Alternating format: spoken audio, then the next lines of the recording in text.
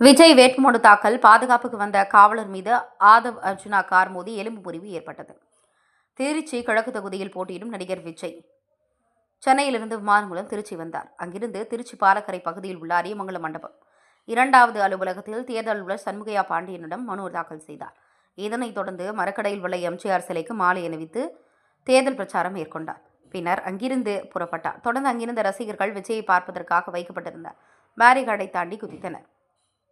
அப்போது அங்கு பணியில் ஈடுபட்டிருந்த பாதுகாப்புக்கு வந்த சிறப்பு படை காவல் வீரர் சதீஷ் என்பவர் தடுத்துக் கொண்டிருந்த போது பின்னால் கருப்பு நிற கார் அவர் மீது மோதியது. இதில் எலும்பு முறிவு ஏற்பட்டு வலியால் துடிதுடித்தார். உடனடியாக அவரை காவல்துறையினர் ஆம்புலன்ஸுக்கு அழைத்து சென்று முதலுதவி அளித்து மேல் சிகிச்சைக்காக திருச்சி அரசு மருத்துவமனைக்கு கூட்டி சென்றனர். காவலர் மீது மோதிய கார் தமிழக வெற்றிக் கழகத்தின் துணை பொதுச் செயலான ஆதவ் அர்ஜுனா கார் என கூறப்படுகிறது.